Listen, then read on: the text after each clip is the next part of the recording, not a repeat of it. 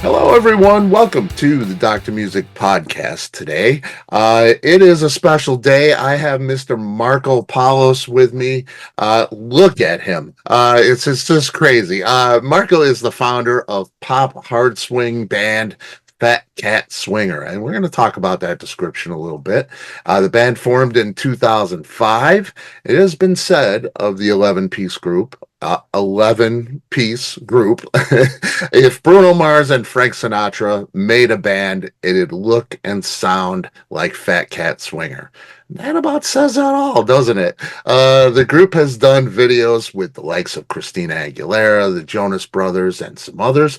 They have been a regular at the Disney resorts for quite some time, and they are about to finish up a residency at Dollywood this Sunday. And of course, they're ready to embark on a coast to coast tour throughout the U.S. Marco, it's so great to have you. You're a busy man. I so appreciate your time. Thanks. Thank you, Scott, for having me. I appreciate being here. Yeah, it is like I say, the image, even on an off day, you're just you're a beautiful man. In a beautiful surroundings. It's so great. It's really cool, and it really represents what you do with Phat Cat Swinger. I look at the videos of this band, and it's sensational. It's bright, it's colorful, it's energetic. Everybody's at the top of their game. And that's just the look. When you hear the band, it's all the same. It's got to be great being a part of something like that. It really is. You know, I started playing in bands when I was my first band. I was 14 years old, and it was a band of brothers. There was three brothers, and we play together. And that was probably when when I was like, I just loved the high energy and the sound of horns and people playing together. And so when Phat Cat began, um, it was that trying to find the big band, kind of like Big Bad Voodoo Daddy was. It was actually a Voodoo Daddy concert that we went to. My best friend and I that went to go. That kind of like inspired us to be like, we could do this, and maybe if we stick around long enough, by the time this swing thing comes back around, like I think we can kind of maybe be close to the top. Maybe that was the hope, you know. That's good. Now that friend is he with you in Fat Cat? He still plays with us, yeah. So, Awesome. once 2020 hit us, a lot of us had to, spread out and get different types of jobs and such. And so, his name is Will, and he still very much performs with us whenever he can. He can, but that's the beauty of the way that we built Fat Cat these days is that we didn't let the separation of a few members stop us. It was we decided to embrace the largeness of a big family and a big group of musicians that we like to call and work with. And so you could say that there are approximately between 30 and 50 musicians that we can call to do Phat Cat Swinger. And Will is very much a part of that as well. Still in the family, still the first call. And even though I know he can like, it broke my heart when he couldn't do Dolly, but we miss him so much. And we know that when we get home, we got some shows that he's going to be joining us for. So Man, that is great. That I love to hear that. Friendship that can transcend all of that. It's just really cool. Yeah, 2020 had to hit you guys pretty hard because you do the Disney thing. All of that shuts down. Live music in general, but what you guys do is these shows at like a theme park like that. Uh, mhm. when that just empties out, it's tough. How'd you keep the band together through 2020 2021 there? Did do the Zoom kind of shows? Did you write stuff? How did you really keep everybody on track? So I would say there are different phases to that whole time, in our lives. I think some members realize, I don't know that I could do because a lot of the members were all full-time music before that. Right. Some members had to transition, like I said, to different jobs, things, and then it was like, you know what, we just got to do what we got to do to survive right now. Just because you get a job doesn't mean you're not in the band. Like Right. there's no hard feelings. It's like anybody who was able to balance both or able to still come in whenever they can, the door has been left open.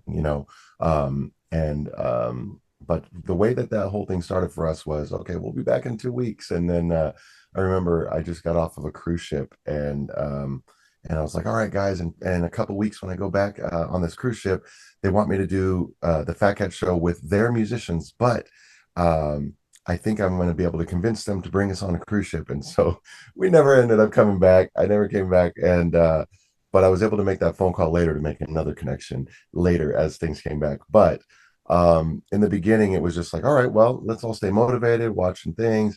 Let's also maybe just take some time off, because we never take time off, you know. So Right. the beauty of it was, at that time, nobody knew what was going to happen. And so thankfully, the shows that we had in contract with Disney, they went ahead and paid us. So we didn't have to worry about not being paid for work at that time, That's thankfully. And then the cruise contracts that I had paid me for at least 2 months.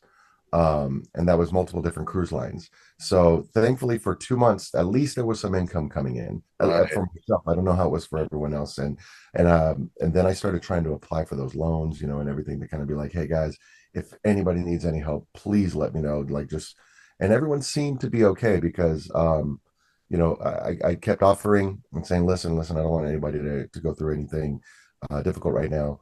And then what happened, I started an Instagram live, and I did an Instagram live. And then I decided, this was fun. You guys want to do it again? Let me try and invite a guest. And so then, instead of doing the live performance, I said, you know what? So many of our fans get to see our shows all the time. What they don't get to know is us. Hmm. They don't really get to know us. So I started inviting one of my friends, Lizzie. She was my first guest. She's got a wonderful band called Lizzie and the Triggermen, and another 10-piece band. And I invited her on a live. It was just an experiment. And then we're like, okay, this is fun. So then I edited this little intro, and I would play the intro at the top of the show.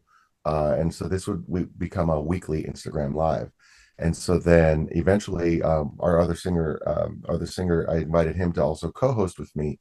But at the time, Instagram would only allow two people at a time. So he would host one week, I would host one week, and each of us would have a guest, one to two guests for that show. So that helped us. And our goal was like, listen, would you like to do our show? You don't even have to perform. You could be dressed up or casual, whatever you want. And we just Right. want to talk about you and let people get to know you. And so that's what we did. We did 22 episodes of that on Instagram. Um, and then we said, all right, this is our last one. And when it was done, we we said, okay, let's see how we can reimagine this. And then we did it on YouTube. And we did about 20 episodes on YouTube every week. We did a show. And so we went through that, and we were starting to get to the point of where things were opening up. And during that time, so much had happened. Like, I took on, once I realized nothing was coming back around September, October, I Right. took the time to go ahead and disconnect. Aside from the Wednesday night show that we did, and I took on a solo project that I've been wanting to do since forever. Hmm. And I ended up writing 14 songs, making a full album that I still have yet to release in full. I've only been releasing singles here and there. That's what I Uh, thought. I did. That's the Eden record, right? yes, yes, yes, yes. Yeah. Eden, and I'm still debating, is it going to be Eden or Chapter One, Slow Down? Right. Because I think Eden was like the beginning of something new, right? And then Slow Down, if I name it that, it was what I had was forced to do at that time. Right. And Right. that's what allowed me to open up and start writing so much music.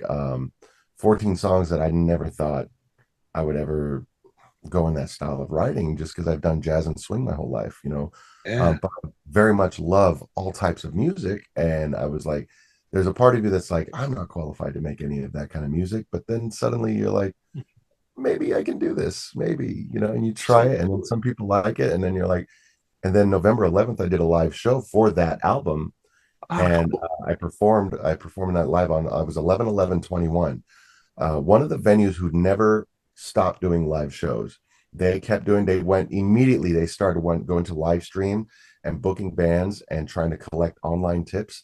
They're called Right. Campus Jacks out of Newport Beach. Wow. They were like, we have to figure out how to keep live music going. We want to support musicians through this time.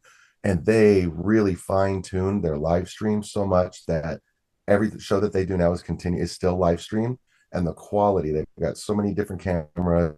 Uh, The audio is captured so nicely, and live bands are still performing, and they hold a near dear spot to my in my heart for what they did, and even beyond that, like they've just been so wonderful. Man, that's great. And yeah, we should all recognize them. That could, not too many people did that at that time, and it's not easy. So they went the extra mile. That's a wonderful thing. Absolutely. Yeah. You say you've been playing swing, jazz and swing. What was the dream as a kid? Little Marcos at 9 or 10, right, learning piano.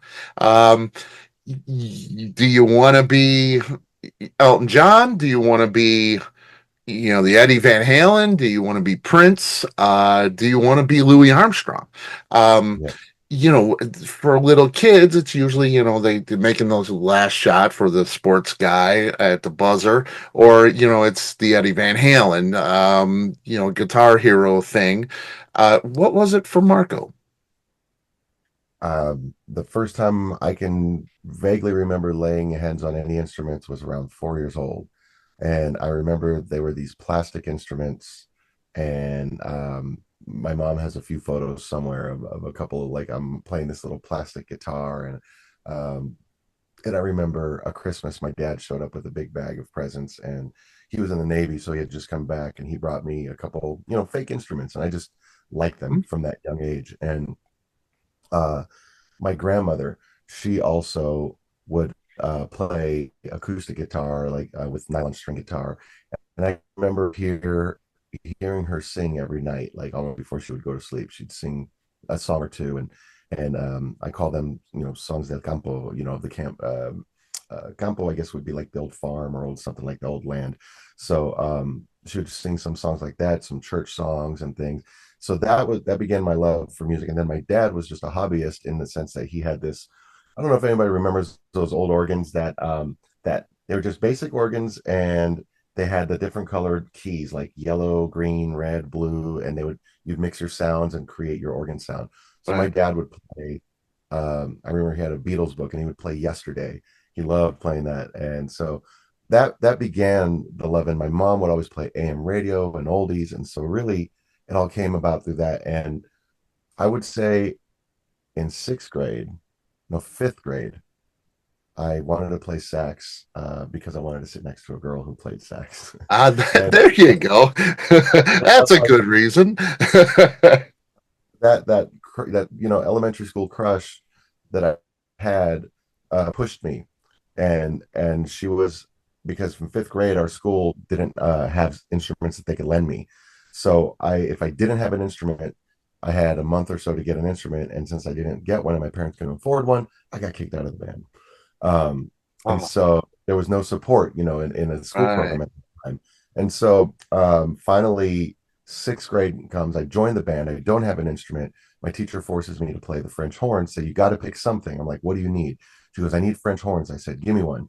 So I took a French horn for about a month or two, and I played that until my sax finally arrived. My dad saved up, got a nice little $500 pawn shop saxophone, and to this day I still got the sax. It hangs up in my wall in my music room back in California. That's And awesome. but that sax, I was like, now it's time to catch up because I'm a year and a half I feel like I'm a year and a half behind. I want to go see if I can like still get a chance to like play next to this girl. And so I'm playing, working my butt off to trying to get better. So I went from beginning band to advanced band. They skipped intermediate band and went straight to advanced band my second year. But by that year, they created advanced band two. And then she was already in there, and I was in advanced band one. And I was like, oh, no, this is the last year. And then she went to high school. And then I was like in eighth grade. And I was like, okay. When I went to high school, I didn't see her anywhere. And then finally, I one day after school, the seniors were jamming in they were jamming in the break room, and I remember they were playing Chameleon, and I was like, "Whoa, this is fun! What is that?" They're like, "This is the blues scale, and we're going to teach you the B flat blues scale." And I was like, "Oh, here we go, let's go!" So they taught me my first blues scale, and I thought, "All right, cool." So I learned a blues scale, and just without fear, I just started soloing and improvising exactly on the notes that they gave me. And they're like, "Whoa, check this kid out!" So they snuck out, got the band director, And he goes, "Hey, what's this was beginning of the school year. I remember like, what's your name?" And oh, Marco, oh yeah, yeah, yeah, because we had a big marching band. And he brought me. He says, he goes, well, he goes, we should get you in the jazz band. He goes, we don't normally allow freshmen in the jazz band, but you got something. Let's go. And that Wow. began. That was also where the bass player of the jazz band was one of the three brothers in the band that I played in, because they invited me after school. And literally, we would spend every day, like school would get out, I don't know, I think at 1:51 or something. Excuse me. And so we went from school to the house. They had their mom would cook a nice meal. We'd play some video games. Dad would come home from work, and then boom, it was practice time. And we would practice, and we'd be listening to records, and we listened to that. In those days, we were learning a lot of funk, Tower of Power, the jazz. Like there was a group called the Jazz Junkies, and let me see what else. Anything that was a horn band, Chicago, Yeah. Earth, Wind, just and anything Fire. with Yeah. horns. So yeah, Earth, Wind and Fire, Stevie Wonder, Michael Jackson, anything. And so we would learn by listening to the record, and we would practice day and night. And we wanted so bad to be a band that was going to make it. We were called Z Heavy Cats, which you'll see. I didn't stray too far from the whole concept of that. Hey. We were called Z Heavy Cats, and I was with that band for probably about 7 years. And our dream was to make it as a band, and that brotherhood, the three brothers, because I grew up with a sister. God rest her soul, she's not with us anymore. That was an accident many years ago. But to grow up with those boys, the brothers, I felt they took me in as their own brother, and it was like the four of us were always together, no matter if it was one a different drummer or a different. It was like we were always together, and we grew up, and the way that we would play together was it was me and Jason would play sax, Andrew played keys, Billy played bass. And if we didn't have a drummer, Dad would jump on drums. But then we had this wonderful drummer named Albert, and then another guy named Miles, and then we would have different guitar players, and people would come in and out of the band. Sometimes we'd have three girl singers, sometimes we'd have one. It always changed, but the core was always there, and we went everywhere. We'd pile in one of those old shag wagons that we'd stuff all the equipment in, and no seatbelts. We'd be sitting on top of speakers, driving for miles, just going to the gig, wherever it was. And and I just remember that was it. But that was an adventure for me, and that I think probably sparked the need to have family within a band, and that feeling of family within a band.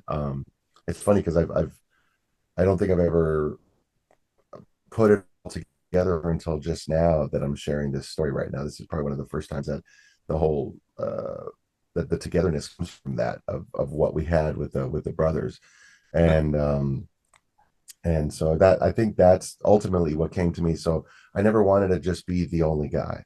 I wanted to have the gang, the guys or girls, whatever, just the band. It's been my dream, and that's what I constantly strive for, and what I still try to do today. Man, and I see that, I see your clips and stuff, of you with the band members, and it's family. You guys really have this chemistry. Just, when you're not playing off stage, there's a love. They're brothers and sisters together playing, the stuff, getting ready. And I think to myself, 11-piece band, there's 11 people. I know a lot of 4-piece bands that can't get to the same place at the same time. It's herding cats for with Yeah, bands a lot, most times, really. And you have agendas. We have to be here at this time and here at this time. And if you're, 5 or 10 minutes late, it throws the whole day off. You're talking about 11 people, sometimes probably more, right? Um, 11, 11 personalities, 11 different lives, 11 different goals. Everyone still has their own goals outside of the band. And so it's like right. trying to balance that to make sure that everyone can still be here and be happy and contribute to this, the vision of this, while still pursuing whatever it is that they're trying to pursue in life. It's It, so it, much. it's got to be difficult, right? I mean, especially like you're doing this coast to coast thing, so there's travel in there. With the residency, it's got to be a lot easier. All your equipment's there. You can leave it probably set up, right? You walk in, you play for that period of time that you're there. Mhm. Your sound's locked in. The guy in at front of house is, it's the same board every night. It's the same room. That's great. Now you're packing the stuff in, packing it out, playing, packing it back in, packing it back out, traveling for 8 hours, 10 hours, whatever it might be. That adds a lot to it. How do you keep it all? Do you have a formula to keep everybody on the same track? It's not always harmonious. There's a lot that we don't always show behind the scenes, and Mhm. it's the one thing that I try to do is, like, last year we had probably our first big tour. We went out on the road for 6 weeks, and it was going to be 26 weeks, 24 shows. Um, we had meetings beforehand, and I said, guys, this is going to be more of a mental game than anything else. So I need you to start getting your minds ready right now. Like right now, realize we are going to be in close quarters every single day. We are all going to be, two per room because it's our first tour, and we're not at a level where we can afford 12 different hotel rooms because we're also Right. total supply, you know. Um, so we're going to be sharing rooms, and I'll make sure at least two. My promise to you is that if everybody agrees with this, we will have a hotel room every night, and I will make sure that there's breakfast every day at that hotel. And so no matter what the drive is at the end of the night, even if we get in at 6 p.m. or 2 a.m., there will always be a hotel room. Or if we've got a long drive, we all commit to waking up early. So it's like, kind of, as best as possible, painting the picture of what we're about to get into. So you're well aware of what's going to happen. And we also have to budget for any possible flat tires or anything that could throw us off, any storms or somebody getting sick or all of a sudden the whole van getting sick. Yep. So really all I could do was really just try to mentally prepare everyone, and it was up to the individuals to really hold their own on the road. And I got to say, that first tour that we did, there were moments you could tell where people were getting a little worn down because it was pretty much every day. It was rare that we got to spend a night at the same hotel twice for 2 nights. We were Yeah. going all over the Midwest, and thankfully the agents who booked us, they routed it pretty nicely. We only had 2 or 3 really long driving days. Other than that, everything was within 5 to 8 hours. Wow. And yeah, and we Even had a, still. but still, yeah, everyone's Wow. still in the van. And I went ahead and made the investment of buying a new van because I still have my old Ford van that we used to tour in, one of those old E350s, Mhm. the one you see everyone would have, right? Right. So this last year, I invested in buying a Sprinter van, and I'm just like, you know what? I mean, when it comes to investing, that's a whole nother conversation of what you do, what you're willing to do for the vision, right? Right. But I didn't know that I'd be able to maintain these payments or not. But I was just like, we need a van, Hmm. and I don't want to drop a lot of money on renting a van when this is going to be something that could help us long term. So bought a van, and I went to I recommend this to anybody who wants to go out there and buy a van. Enterprise Van Sales in Long Beach, California. They ship all over. They have commuter vans that were used by either NASA or SpaceX or Tesla, and what or any big company. They buy these vans, they put it, however many miles on them, they sell them, but the seats are upgraded. The seats are upgraded. Everybody's got armrest. Everybody's got a recliner. So Oh, I found a twelve passenger van where every seat reclines, every seat except for the back middle because of the door. But every seat reclines, every seat's comfortable, every seat has armrest. So that was my contribution to being like, let me make the extra effort to try to make this as comfortable as possible, because I realize 12 people in a big van, in a van for 6 weeks is not going to be easy. Day to day loading in and out. yep. Every day we put it in and out every single day. And thank goodness we had a wonderful sound guy, Evan Turinen, and who just believe it or not, if I could just share one little tidbit of him, we met him. Somebody recommended on Instagram. We put out, "Hey, we're looking for a sound guy to go on tour." He responded, and I had no idea. He's like, "Yeah, I own a company, this and that." I was like, I do this, I do that. Take a look. Here's some videos of where I've mixed. But I think it would be really fun to go on tour with you guys. And I was like, great. Talking to this guy, super professional. I got this rule. We don't hire anybody under 21. I didn't realize he was 18 years old. And he owns a multi-million-dollar company. He started when he was like 13, 14 years old. Wow. He now owns a multi-million dollar company, sound company that does huge festivals. They did Coachella. They're doing everything. And my mind was blown. My No mind was doubt. blown because not only that, every single venue that we played, and here's the thing, some of the, when you go to venues sometimes and you play to seniors in particular, Hmm. there's often sound complaints of things being too loud sometimes, right? Because it's a sit down theater Right. situation, right? Not once did we get a complaint. And everywhere we went, they said, "This is the best sound we've ever heard." And I'm like, "Wow, Evan, thank you so much." Like, he Wow. something that's already a big, big, loud, power, force of nature coming on to you on stage. Totally. He balanced it and did so well on stage that it was wonderful everywhere we went. Um, and it was a daily setup. We got it. We went from taking our setup to be um, it was originally about 90 minutes to 2 hours. We brought it down to maybe about 45 minutes from complete, open, unlocking the trailer to soundcheck completed. And Wow. and it was like everyone just dialed in because also you learn how to delegate the jobs and say, okay, everybody, here's what we're going to charge. Like you have a chance to pick your job right now, or you're going to get assigned a job. Right. So, and because you have to be your own road crew because you don't have room for a road crew, Right. right? So I think the fact that everybody worked together, everyone had little jobs, everyone was in charge of something, and everyone knew like we got to do this together, and everyone was trying to look out for each other. I think that helped us get through those moments. Like here at Dollywood, um, I think the tiring thing is that the shows are a little longer. Where normally the max we will contract is 90 minutes of performance, right?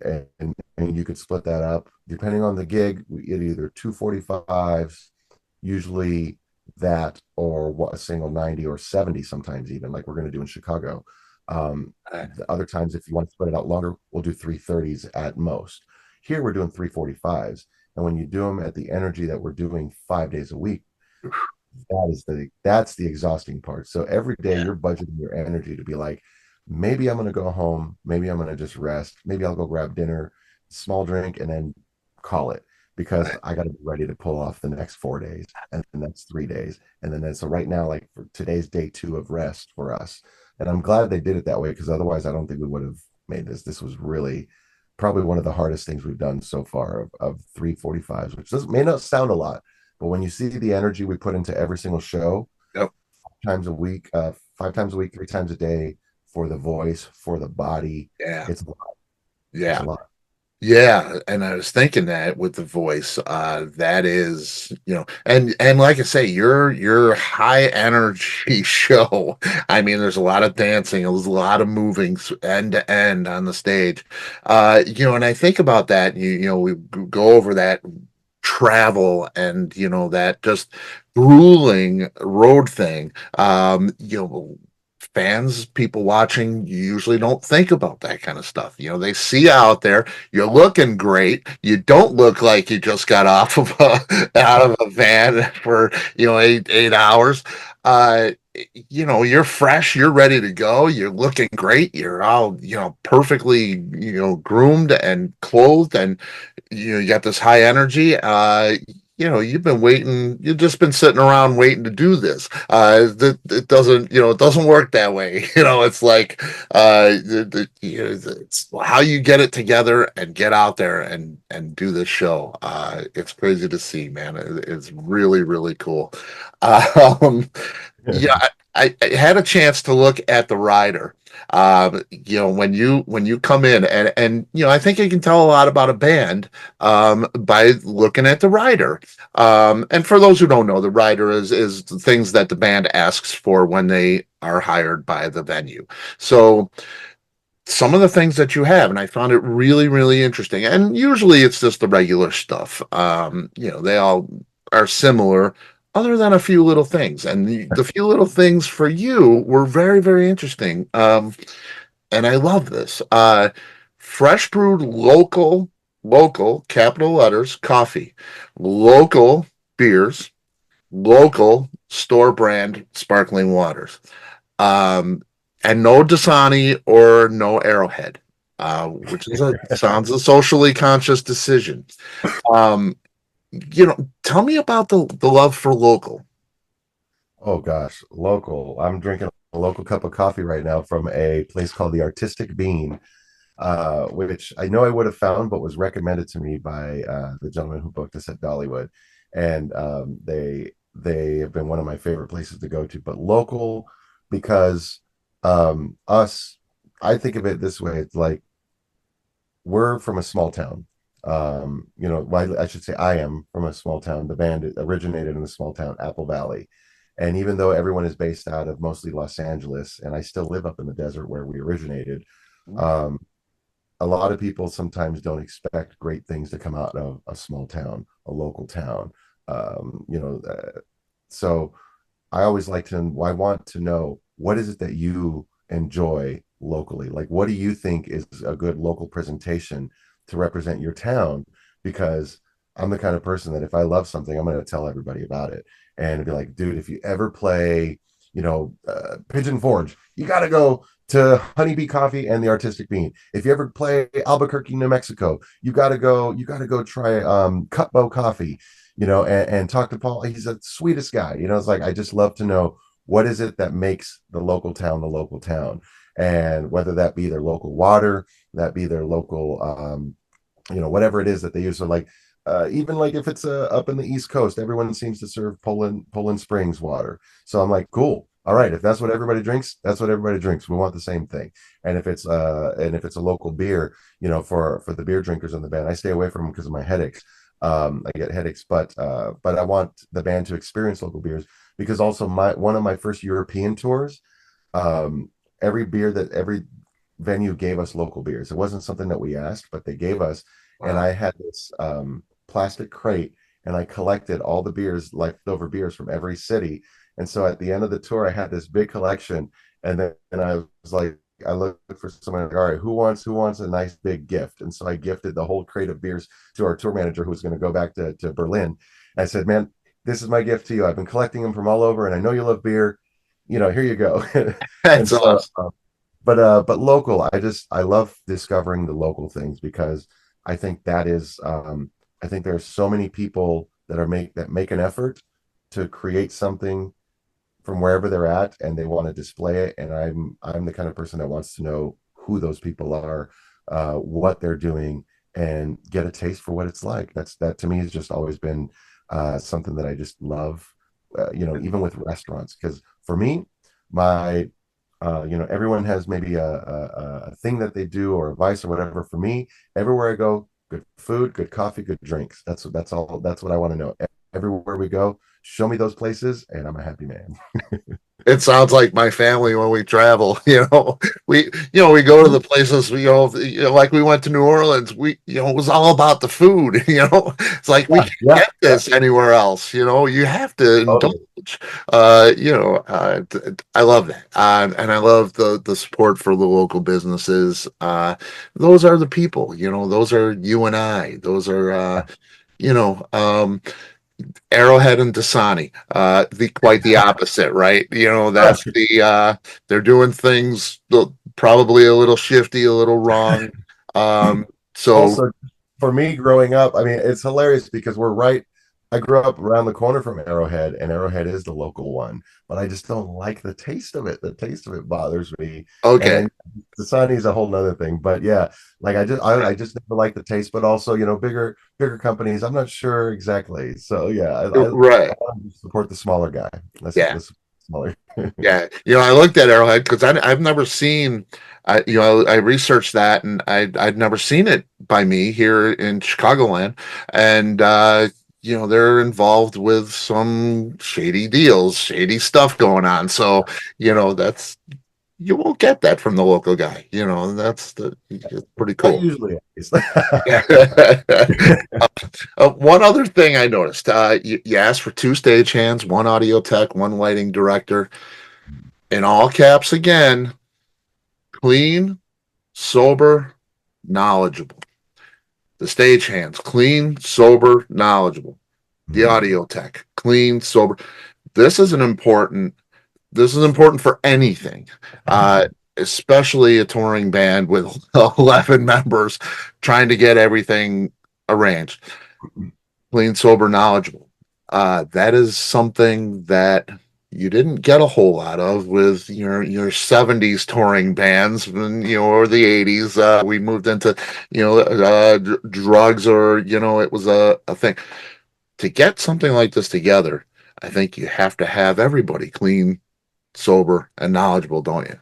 Yeah, exactly. It's exactly what I expect out of my musicians, and not to say that we can't party and have fun after, which I very much often like. I'm like, hey, let's just have a good time afterwards. But right now, we've got a goal. There's a goal here to help people escape, realities, lives, whatever it is that they want to come to, and even whether it's just to enjoy or even not to escape, just to learn something new or enjoy something new, make new memories together. Our number one goal and mission is to bring people together that way. And so I don't think we can clearly do that if we are not clean, sober, and knowledgeable in what we're doing. So I expect it when we show up to a place. And thankfully, we haven't run into it. I've been in bands where we run into it, and I think that's kind of where I'm like, I want to make sure that we don't have that experience with this band, and I'm going to do everything that I can to at least try to set the tone that this is where we're coming from. Yeah, and it's great because it really, for a band, especially that many members, to have somebody who's not clean or not sober, and doesn't know what they're doing, any one of those is a recipe for disaster, in just about anything, really. That's extremely important. I love that you stress that. It's so important. Uh, Yeah, tell me about original music. No, I know you write. You have the solo record that eventually we'll see, maybe. uh, and solo music. You have some singles out there. Um, People, there'll be links. So check that out. What about, because Fat Cat Swinger does cover? I don't want to say covers. They're covers. sure. That Um, covers. yeah, they're covers, but you give them the Fat Cat Swinger treatment. Right. Um, I like to call them reimagined covers. there you go. We reimagine, and that's kind of been the theme. It's interesting. Every tour, every show, uh, I I learn more about how to share what we do. When it was our Disney days, when we were playing three to four different events a year, like for not 8 to 9 weeks, I would slowly learn more about how to present it to the audience, because when you're doing something day to day, you get to test things out, and sometimes it lands, sometimes it doesn't. So Mhm. it's like I've been finding the things that are landing more and more, especially when we did the last tour in the fall last year. I got to learn even more of how to present it, in a way that would land to the audience. And then by the end of the tour, it was so dialed in that when we came here to Dollywood, I took everything that I learned up to that point to present it, and I've still been tweaking it. And I'm like, okay. And I've learned what's been really working nicely is going through imagination. Because imagination sparks wonder. It sparks a lot of things. Like for anybody, it could be anything. So I've been using that in the show to say, at the beginning of the show, I'll say, all right, how many folks are seeing here Fat Cat Swinger for the very first time right now? And then hands go up, and I'm like, oh, so you and anyone else you've seen us? They're like, okay, well, for those of you that don't know us, let me tell you a little bit about us. We're so fortunate to be made up some of the finest musicians you will find all across the United States of America, from Los Angeles to St. Louis, South Carolina, Chicago, and beyond. And what we like to do is we like to take songs you might recognize and reimagine them in a brand new way, or even songs that you don't recognize, and maybe, hopefully, provide you with something that might become a new favorite. And we'll take you into all the songbooks and everything. So we go as we go into the show. I'll say, all right, like let me think, set three at Dollywood, I say. And so for this next one right here, we're going to show you what it's like to take something from 1936 and put a boost of energy into it, right? And so we take Sing, Sing, Sing, and we start with that. And then as the song goes on, the drum breaks happening, and I take this moment to say, like, like, and instead of just playing Sing, Sing, Sing, I turn it into a show. And I say, all right, I get asked a lot, hey, Phat Cat, how do you get so much energy to do this show?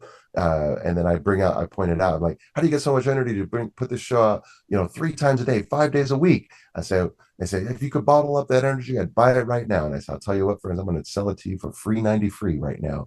If you all go ahead and partake with me, everybody rise up and I'm going to show you exactly how we do it. So I'm like, if you're able, come on, let's rise together. And we start doing this little warm up routine. And before you know it, the entire theater is, moving and dancing Right. and doing this thing with us. And say, all right, and then boom, we bring them back into the show. But everything we do, we reimagine it in a different way. So it's like, yeah, we're playing Sing Sing Sing, which you'll hear a million times anywhere else, but to get the experience of going through Sing Sing Sing through the mind of a Phat Cat, that's the way we've been approaching it. When we just recently added Help by the Beatles. Okay. And I said, I was sitting down with our keyboardist, Eric Bell, and I said, Eric, here's a list of songs that I would love to see happen. And I'm going to go down the list and tell me if any of them speak to you. And so we picked out 3 or 4 of them. And I said, okay. I said, this might be, follow me for a second, but what if we mix the Beatles and Tower of Power? And he goes, oh, boom, runs with it. And he came up with this arrangement of Help a la Tower of Power, but Phat Cat. And so that has become our closer of the day for Phat Cat here, Dollywood. And then we also said, okay, there's always something there to remind me. There's always something there to remind me. Yep. I was like, so what can we do to it? What if we gave it like you're walking the streets of New Orleans? I walk along the city streets you used to Yeah. walk along, right? And so we gave it a second line New Orleans treatment. So now it's got this fun, it's still got that fun lightheartedness. But So cool. we took Tainted Love and gave it this kind of like do you remember? I can't remember the name of that song. What's that? Ba-da, da-da, da-da, da-da, da-da. Hey! Ba-da, ba-da, Rock and Roll's Part ba-da. Two, the Gary Glitter. Yes, yes, rock and roll. Yes. Yes, that one. So we gave it Ah, that, it's got that pump and toms. yeah, yeah. A bit of that, but we kept it minor and still a little bit on the, kind of like, bitter side, but Right. trying to get through it. And we gave it a new treatment. And I would say that was probably the way we approach it. So everything we try to do, and this is how you could tell the eras of Phat Cat too, because in the beginning, we weren't doing that. We were covering songs. So there's certain Frank Sinatra songs, say, that we do similar to the recording. If anything, maybe they have a little more energy and some visuals Right. um, that we do. But then there's when you hear a song that you recognize the name or the title, but it's not the arrangement you heard. That was the era when we started reimagining songs. And that has become like what I consider our brand is when we do a Mhm. cover, we're going to reimagine the cover or add something to it that is different than what you come to expect. Hannah, our bass player, she just arranged this really what I call a cinematic version of Jolene, and it's really interesting to hear how it's turned out, and it's told through the eyes of me and Mark. So you've got the male vocalist now presenting the story, and we're each singing a line and here and there, and then it comes out, and as you listen to it, it just takes you to a whole new landscape than what you're used to hearing when you hear Jolene. Man. So that's the way we do songs. And as far as original songs, Sean has written a lot of the more recent original songs. We've got a song called "What Do You Do," which Michael, our manager, he loves, and many people love actually. But it's this. That's where I told him he put the song, and I said, "What if we just I love it. And I said, would you mind if we just gave it a little bit of a punch? Think Jet, Are You Gonna Be My Girl? Okay. You know, just that boom boom boom boom Hmm. boom boom boom boom boom, kind of, all Right. right. Ba-da-da-da, ba-dum, boom. Hey, if we gave it that energy, but the same, but your song. So we did that, and that's how that song got its kick from. It was still very similar. It was a little more swing when Sean wrote it. So then, but we just gave it that extra kick. He has another song. What else did he write? The Heist, which is that goes more into the world of like 60s noir, so to speak, kind of like imagine, a Okay. bank heist, basically. Right. Originals that I've written for the band, the whole first album, me and many of the original members wrote together. And it was just, when you're 20 years old and you're trying to write songs and you don't know, and you're like, we're going to be a swing band, you write what you think about and you just Hmm? try it. And we still perform a lot of them. Like one of them, we performed Smoley Oli Oli. And I tell this story because we just come out of performing Fly Me to the Moon. And I said, sometimes you're inspired by the moon and you write a song. Sometimes you're inspired by a coat of many colors, in reference to us being at Dollywood. Um, and other times you might just be watching a movie. And I had the idea of presenting this because I don't know if you know the Mavericks, but Raul Malo shared how he got this one song, Come to Me, by watching King Kong. And I was like, oh, that's a really cool way to share the story, because I actually did get inspired. The word came to me from the Little Rascals, and I believe the Little Rascals. I Somebody said "Smolioli" or something like that, in either it was like a password or something, or a cheer, and I thought, well, that's funny. So I made it "Smolioli" and wrote a song about. It's just so silly. Um, what is Smolioli? It's just a thing that you shout when you don't really care. You don't care about people. Like, it's not like, just do something silly without caring about the people looking at you. You're going to look silly, and then suddenly it'll become a fun thing, Yeah. and you're just having fun because you're in the moment. And so Yeah. that's where that came from. And each album, I've written, with the exception of our cover album, I've had a hand in either, reimagining or writing a lot of the songs. And then when it came to my original stuff, I don't even know where that came from. I think it was therapy.